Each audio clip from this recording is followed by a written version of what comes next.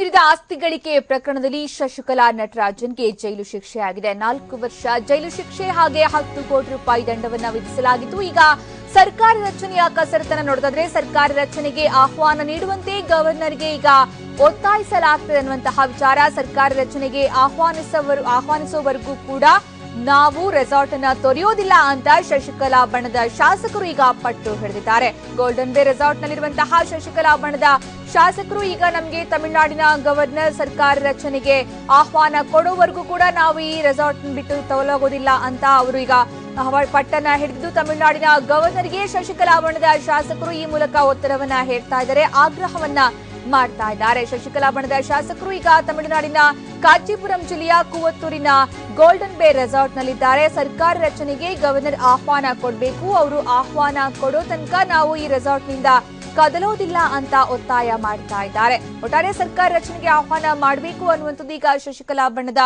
ಶಾಸಕರ ಒತ್ತಾಯ. ಯಾವುದೇ ಕಾರಣಕ್ಕೂ ಕೂಡ ಆಹ್ವಾನ ಕೊಡದೇ ಇದ್ರೆ ನಾವು ಈ ರೆಸಾರ್ಟ್ ನಿಂದ ತೆರಳೋದಿಲ್ಲ, ನಾವು ಇಲ್ಲೇ ಇರ್ತೀವಿ ಅನ್ನುವಂತಹ ಮಾತನ್ನ ಹೇಳಿದ್ದಾರೆ ಅಂತ ಹೇಳಲಾಗಿದೆ. ಈ ಮೂಲಕ ಸರ್ಕಾರ ರಚನೆ ಮಾಡುವಂತೆ ಒತ್ತಡವನ್ನ ಹೇರಲಾಗ್ತದೆ, ಆಹ್ವಾನ ಕೊಡೋದಕ್ಕೆ ಒತ್ತಡವನ್ನ ಹೇರಲಾಗ್ತಾ ಇದ್ದು ಶಶಿಕಲಾ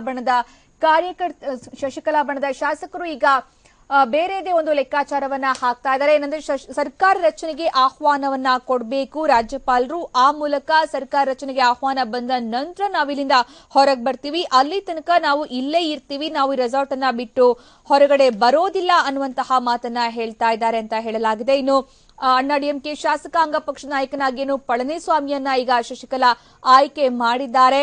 ರಾಜ್ಯಪಾಲರಿಗೆ ಶಶಿಕಲಾ ಬಣದ ಶಾಸಕರು ಪತ್ರವನ್ನ ಕೂಡ ಕೊಡ್ತಾರೆ ಅಂತ ಹೇಳಲಾಗಿದ್ದು, ಸರ್ಕಾರ ರಚಿಸೋದಕ್ಕೆ ಅವಕಾಶವನ್ನ ಕೊಡಿ ಅಂತ ಕೇಳಲಿದ್ದಾರೆ. ಇನ್ನು ಶಶಿಕಲಾ ಜೈಲು ಪಾಲಾದ್ರೆ ಪಕ್ಷದ ನಾಯಕನಾಗಿ ಪಳನಿಸ್ವಾಮಿ ಈ ಒಂದು ಸರ್ಕಾರ ರಚನೆಯ ಒಂದು ವಿಚಾರದಲ್ಲಿ ನಾಯಕನಾಗಿ ಹೊರಹೊಮ್ಮುವಂತಹ ಸಾಧ್ಯತೆ ಇದ್ದು, ಈ ಮೂಲಕ ರಾಜ್ಯಪಾಲರು ಅನುಮತಿಯನ್ನ ಕೊಡಬೇಕು ಸರ್ಕಾರ ರಚನೆಗೆ ಅನ್ನುವಂತಹ ಒತ್ತಡವನ್ನ ಹೇರಲಾಗ್ತಾ ಇದೆ.